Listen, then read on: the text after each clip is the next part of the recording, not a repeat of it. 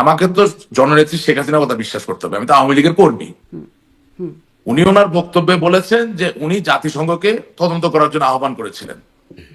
কেন করেছিলেন? কারণ উনি জাতিসংঘের উপর আস্থা রাখেন। তাহলে আমাকে নেত্রীর কথা যদি সত্য এবং সঠিক ধরে নেই, তাহলে এরপরে জাতিসংঘের যে তদন্ত প্রতিবেদন, সেটাকে আমি ফেলে না দিয়ে আমাকে বলতে হবে যে অমুক জায়গায় ত্রুটি হয়েছে, অমুক জায়গায় আরো দেখার ব্যাপার আছে। মানে ডিপ্লোমেসির তো একটা ভাষা থাকে, আপনি ক্যান্সেল আউট করবেন কিভাবে, সেই জায়গাটা আপনাকে সিদ্ধান্ত নিতে হবে। কারণ আমরা নিজেরাই তো জাতিসংঘের তদন্ত চেয়েছিলাম নেত্রীর ভাষ্য অনুযায়ী।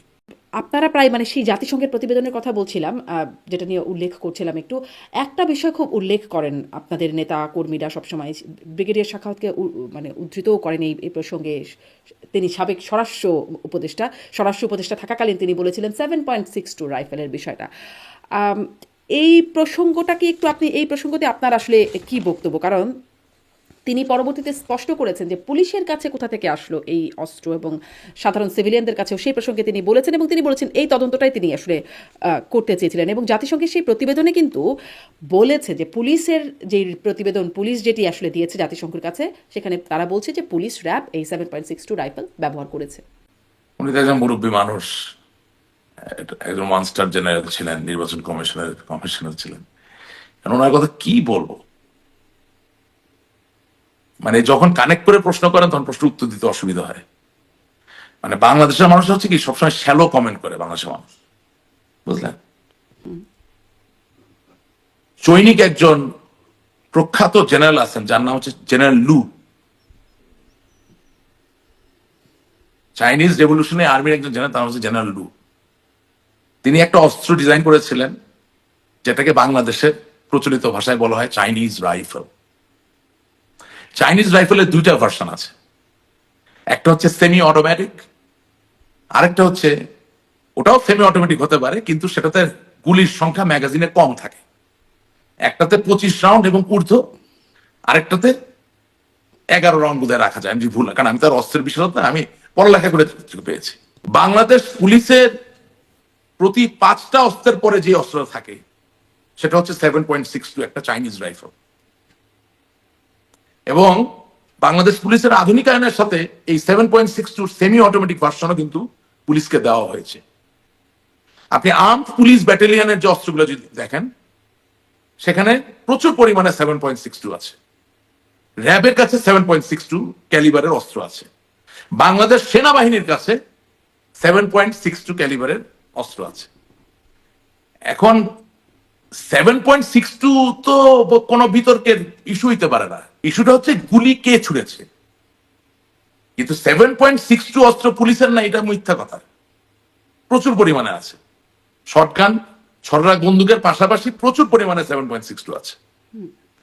বিজিবি প্রচুর পরিমাণে 7.62 আছে, র্যাবের 7.62 আছে। আমার মনে হয় কি, মানে এগুলা নিয়ে বেশি উল্টাপাল্টা কথা না বলা উচিত। এই কারণে আমি আবারও বলছি, রাজনীতিটা যদি নতুন প্রজন্মের হয়, তাহলে নতুন প্রজন্মের ছেলে মেয়েদেরকে বোকা ভাবার কোনো কারণ নাই। কারণ এই বাচ্চাটা যদি আজকে ইন্টারনেট ঘেটে জেনারেল রুল রাইফেলের বিস্তারিত জেনে যদি দেখে যে বাংলাদেশ পুলিশে 7.62 আছে, তাহলে 7.62 উপর ভিত্তি করে আমি যে চুক্তিটা উপস্থাপন করছি ওটা তো নিমেষে কর্পূরের মতো উড়ে যাচ্ছে। সুতরাং we should not discuss or bring up such points which doesn't actually stand in the testament of the truth. তাহলে আওয়ামী লীগের যে সিনিয়র নেতারা, সাবেক মন্ত্রীরা বা সাবেক পদস্থ ব্যক্তিরা, তারা যেটা বলেন, তাহলে সেগুলো তারা কিসের উপর ভিত্তি করে বলেন? এই যে 7.62, আমি জানি না ভাই, I don't know, আমি জানি না। আচ্ছা, আওয়ামী লীগের যে অফিসিয়াল ফেসবুক পেজ, সেখানে আসলে এই জাতিসংঘের রিপোর্টটাকে প্রত্যাখ্যান করা হয়েছে। আপনি আওয়ামী লীগের একজন কর্মী হিসেবে, একজন নেতা হিসেবে, আপনি জাতিসংঘের রিপোর্টকে কিভাবে নেন? না, আমার কথা হচ্ছে যে হত্যাকাণ্ড যেখানে যেভাবে হোক সেটা তো বিচার হতে হবে। এখন সমস্যা হলো যে নেতৃত্ব গতকালকে না, গত পরশুদিন আমি যেটা শুনলাম লাস্ট বক্তব্য, সেখানেও তিনি বলেছেন যে আমি তো জাতিসংঘকে তদন্ত করার জন্য আহ্বান জানিয়েছিলাম এবং একটা কমিটিও করে দিয়েছিলাম, কিন্তু সেটা কেন করা হলো না, এটা আমার প্রশ্ন। তাহলে এই কথাটা যদি সত্য হয়, তাহলে তার মানে আপনি তো জাতিসংঘের উপর আস্থা রেখেছিলেন 5 আগস্টের আগে। তাহলে এখন যদি জাতিসংঘ কোনো রিপোর্ট দেয়, তাহলে সেই রিপোর্টে কোনো ভুল ত্রুটি থাকলে আমি মনে করি সেগুলো তুলে ধরা ভালো, রাদার দেন বলা যে জাতিসংঘের রিপোর্ট আমি মানি না, তাহলে তো জাতিসংঘ আবার বলবে যে তাহলে আপনি 5 তারিখ আগে আমাদের ডেকেছিলেন কেন?